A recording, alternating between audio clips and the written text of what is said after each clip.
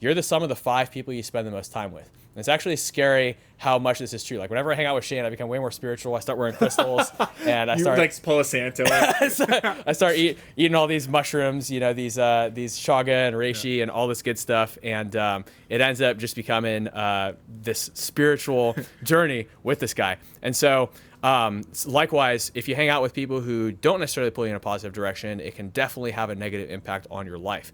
And it's unfortunate because sometimes we have to cut out people that in some ways are positive but are a net negative, simply because we feel these people dragging us down. It's not because we don't love them. It's not because we don't want to help them.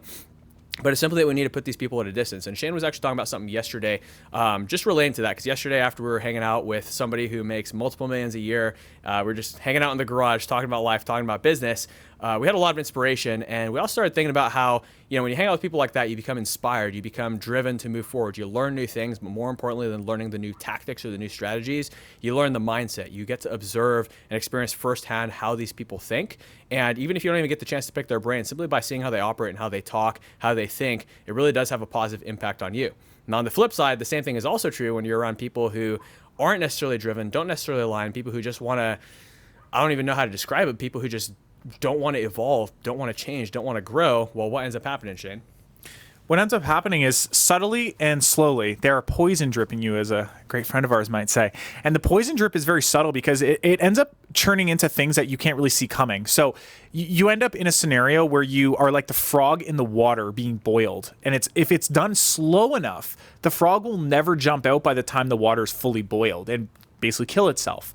So in a sense, what happens is, the longer you spend time around people who are complaining or negative or not supporting you, which can be just as bad, maybe even distracting you with conversations that aren't of your highest value, or bringing up petty little drama constantly, what can happen is this can slowly cause you to stop paying attention to what your main focus or your main goal or your chief aim is in life. And the longer that it goes on, the easier it is to keep going down that negative loop where suddenly you get a little bit of addictive energy to the negative conversation and the negative flow of where that direction's going. So it's really important to notice not only if people are clearly being negative around you, maybe always complaining or talk about how things are so bad and there's shit going on in the world and they can't really seem to focus on like things that are also really amazing, because truth be told, everyone has something they can be truly grateful for, no matter where you are in the world.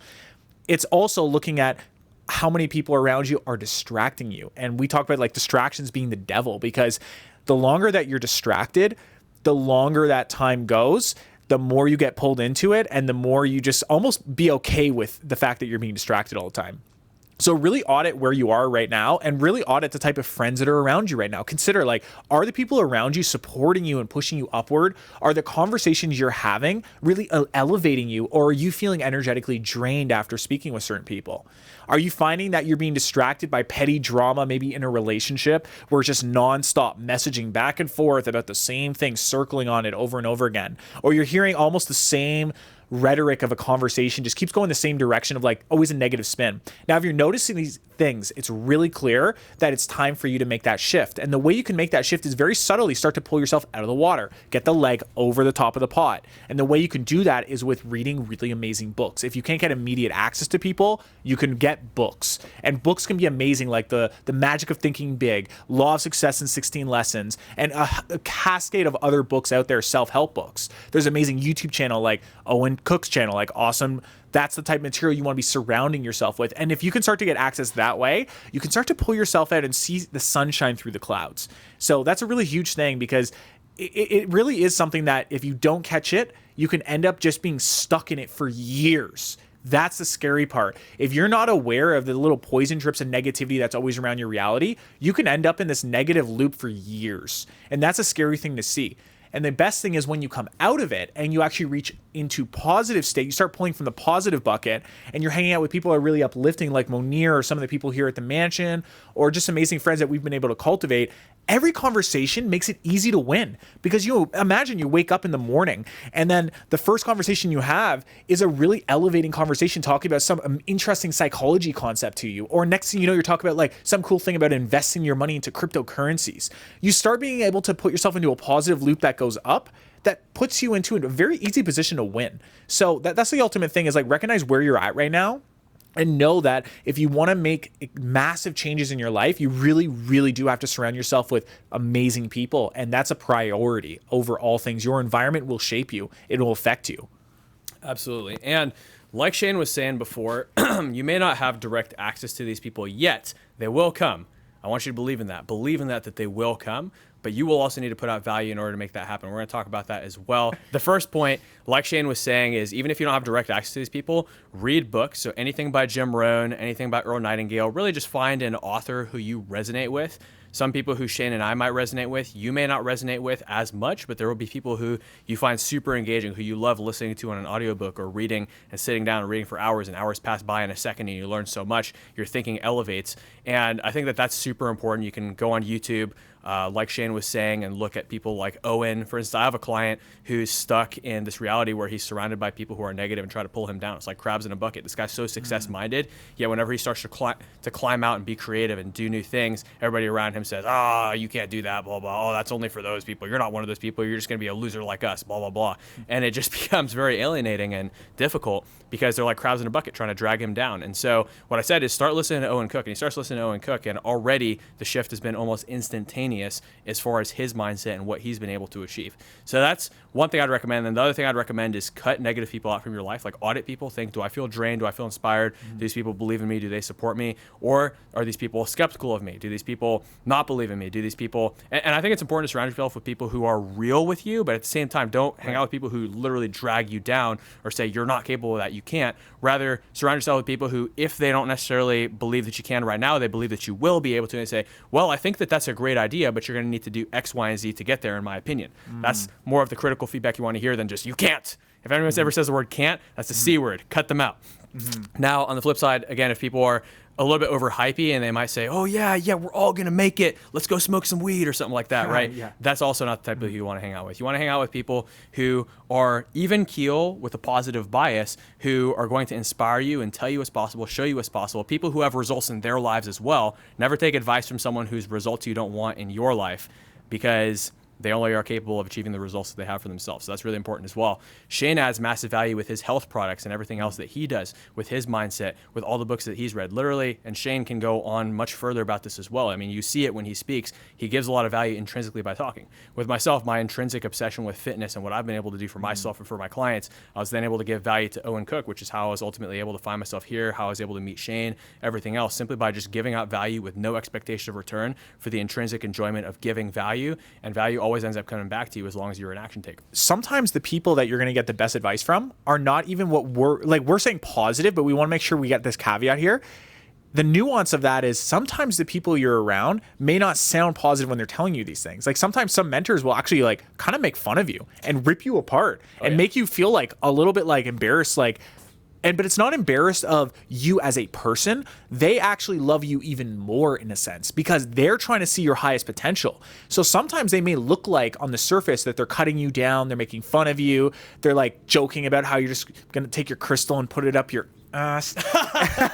And those moments, the key is something exactly Mounir said. They have a positive bias. And that positive bias is sometimes disguised by seemingly negative comments, but they're actually trying to get you to rise up. They actually see you at a higher level and potential. So they're trying to remind you of your abilities and what you can become. And they'll do that sometimes through a little bit harsher love, a little bit of hard love. And for some people that can work really well, works well on me. And for some people, it may not work as well. And they'll want more like the coddling and more like, no, you can do it. But some mentors won't tell you that necessarily, but they mean it in the sub-communication. So always kind of gauge like where your mentor is coming from. And again, like Mounir said, it's super key. Who do you listen to? You listen to people that have the results that you want to emulate. Because it's very easy to start listening to someone who maybe has a lifestyle and a vibe that you don't want at all. And the problem is they may say things that sound good, but you have to be conscientious of like the ultimate proof is the results. So look at people who have the results you want, and those are the best people to listen to. 100%. And it's kind of interesting because, there's a caveat to that as well, which is, and again, this is a concept that exactly, caveatception. So, and there's really caveats to everything in life, right? I'm a firm believer that the middle way is always the right way, meaning that there are very few things in life that are absolutely true. Notice I said there are very few things. I didn't say nothing in life is absolutely true, because then that would be an absolute truth in and of itself, which would be a self-refuting statement. But rather, most things in life are not absolutely true or false, but rather there is some truth on either side, and you have to find what truth is relevant to you that allows you to get the results that you want in life. And it's kind of funny. One of my mentors actually said something that sometimes you need to be a little bit strategically delusional, meaning let's say that you're taking all the right actions, but the result is not there yet. Well, obviously, if you're operating on the philosophy that results are the only proof, then you're going to be like, crap, I'm doing something wrong, even if you're doing everything right. There are actions that you need to take. Let's use the example of working out or the example of drinking chaga. Well, when I drink his product, Black Magic, I feel it instantly. So that's a quality product right there. But when it comes to like working out or eating healthy, sometimes you see an immediate difference, but sometimes it takes up to 4 weeks to feel a difference. Sometimes, let's say that let's say you're a musician. I have a lot of clients who are musicians actually, or who have musician as a side hobby.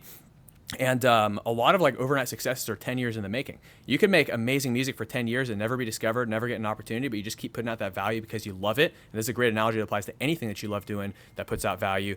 But you may not get discovered, or you may not get that opportunity until 10 years later. And then it appears like an overnight success to everybody else to say, wow, they made it. Why can't I make it too? Blah, blah, blah. But it's like, well, you got to put in those 10 years of work. Right. Okay. So again, it's always a long game. Now, tying it back to some practical action steps that you can take right now to implement what we've said so far. Number one, find positive people who have results in their lives, who believe in you, who believe that you can be successful, who also hold you accountable and give you the realism when your head is up in the clouds, but who also lift you up when you're down in the dumps.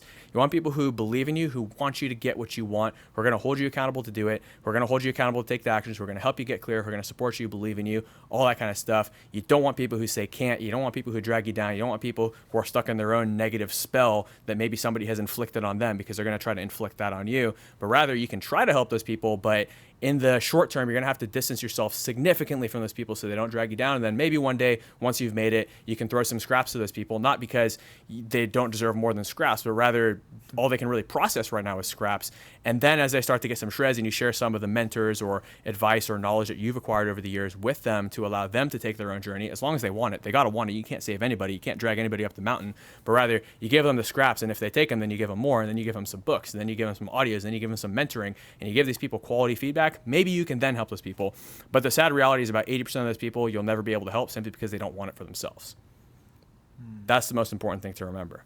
And it's hard because I used to want to save everybody. You know, I think just naturally, like our personality type, Shane and myself, we want to save everybody. We want to change the world. But if you're trying to save somebody and they're dragging you down, it can't happen. But rather, what I prefer to do now is I inspire people to find the motivation within themselves to truly own what they want and go get it. Some people are content with what they have right now, and I think that that's amazing. Be content with what you have and own it. But if you're watching this video right now, there's a very high chance that you want something more in your life. And so you're going to have to do more. You're going to have to surround yourself with people who think bigger. And these things are going to allow you to move forward inside of your life. Yeah, in order to succeed, a lot of this is going to be setting yourself up with the right people. And the great thing to future-proof you as well is knowing that as you continue to succeed, miraculous things are going to happen where you're going to end up in scenarios that you actually wanted years ago, and they're going to end up happening.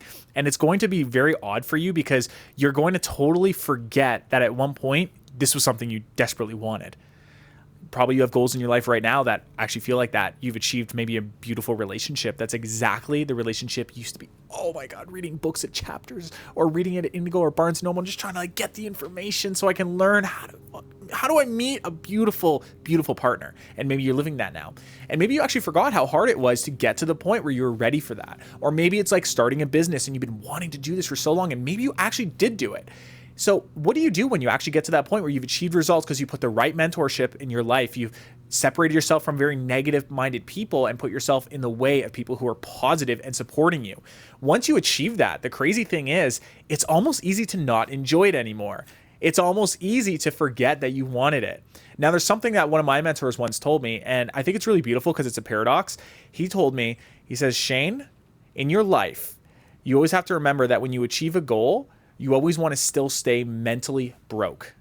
He always said you want to stay mentally broke. And what he means by that is you always want to have another goal set up in your heart and mind. You always want to be achieving for that next level. Because when someone achieves success and then all they're doing, they go from this point of like moving forward, all of a sudden to just conserving what they have because they stopped making bigger dreams. So the key is make bigger dreams, but subversely also remember that what you've achieved right now, tap yourself on the back for. It's probably awesome. You've probably done a lot of things you wish you could have. So look at those and stay appreciative, because that vibration of appreciation, that sense of gratitude and thankfulness of where you are, and coming back to that present state of being amazingly grateful for being in the scenario. Like right now we're here at this mansion, and we've always wanted to come and hang out with these kind of high quality people. We've wanted to be able to look over the balcony and see the Hollywood Hills behind us and all of Los Angeles. This is something we both wanted. And now it's actually at a point where we sometimes forget to even look out the window at nighttime. We're like, oh yeah, there's a really cool view out there. It's almost easy to forget it until we bring over like a friend, and suddenly they're like, this is like a crazy view. And it's happened multiple times. And then you come back to calibration of like, you live that experience through them. You've probably seen that if you bring someone that you love to somewhere you love, and you watch them have that first bite of the meal that you're like, this is the best restaurant in town. They're eating it and you're watching them and you're thinking like, oh my God, like this is actually really good. I forgot I just eat it every day. So it's really good to come back to that calibration point. And some of the ways you can do that are just try to take a moment every so often and just, relax and like, just kind of look around and just observe, like, think about what your life used to be and where it's become. And that will really help you achieve more success in life, because the whole thing is you want to have success and momentum loops going on, and success creates confidence. When you have successes and you're recognizing how far you've come, that creates a confidence cycle that then makes you put more activity and effort out there to create more success. You get stuck in a paradigm of success. So the whole thing is not only put good people in your life, not only be around mentors that are going to tell you the truth and what's actually going on, not only be clear about like what you want to do and what you want to achieve, but also be grateful for what you have done and what you've created. And when you continue doing that, you're going to enjoy your experience more. You're going to remember what it took to get there, and you're going to actually put yourself in the way of more success. 100%. See, it's interesting because, like I was saying earlier, when I'm around Shane, I feel a lot more spiritual. And it's crazy how this has been kind of the topic of this last week that I've been talking about, is just the balance between discipline and gratitude. And it's so true. And it's something called pragmatism. Look up that word, pragmatism. I believe it's the way that we should all live, which is grateful for what we have, hungry for more. Never so hungry for more that we can't appreciate what we have. Never so complacent with what we have that we don't keep pushing forward and growing, because stagnation is a trap. Stagnation is a trap where we don't grow, and then we fall into a rut. We become depressed. We lose momentum. We put ourselves in a paradigm of being stuck. Versus on the flip side, if you're so hungry, so driven, so relentless, you end up reaching a point of burnout because you never take the moment to actually appreciate what you have in front of you. And of course, there's anomalies on both sides. There's some people who are complacent and they manage to make it work. They're happy. There's some people who are relentless and they manage to make it work as well, like a Michael Jordan, for instance, right? But again, don't look at the contrary example. Look at what's practical for you. Think about examples in your own life right now that bring these principles to life for you.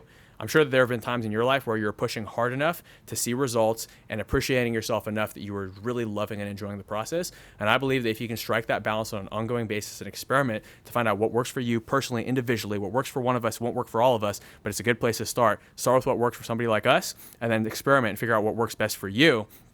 And find that way to psychologically optimize yourself, along with the biological optimization, which somehow we didn't even end up talking about today, even though that's a topic that I'm sure we'll go much deeper into on another video. Check out Shane's other stuff as well as my other stuff. We go really deep into this stuff. When you optimize yourself into this paradigm where ultimately your psychology is optimized, and you optimize your gut biome, your health, your fitness, everything else to put yourself in a place where your energy is on point every single day, that's when the magic really starts to happen. Whatever phrase you fill in after this sentence will create your life. And the sentence is, life is...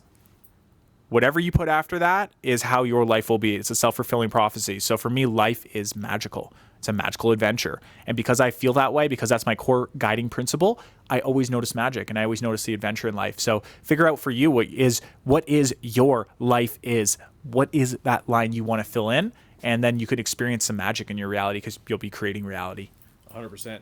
And if you can't come up with an answer right now, that's fine. Don't judge yourself. Don't feel like, oh, these guys have it all figured out and I don't. You will figure it out. But the only way you're going to figure it out is by taking action and making mistakes. When you take action and make mistakes, as long as you have the right support system around you and the right mindset towards failure, towards mistakes, where you don't attack yourself for it, but rather use it as a lesson, learn to find the humor, the good, the gift, the silver lining, and just be able to laugh at it and then take a lesson and then move forward and keep taking action again without any loss of enthusiasm, that's where you're going to be successful. And we'll leave you with this. There's a quote from Winston Churchill, or it might be Theodore Roosevelt, but it's one of those boisterous leaders from back in the World War II era. And he said something like, success is bouncing from failure to failure with no loss of enthusiasm.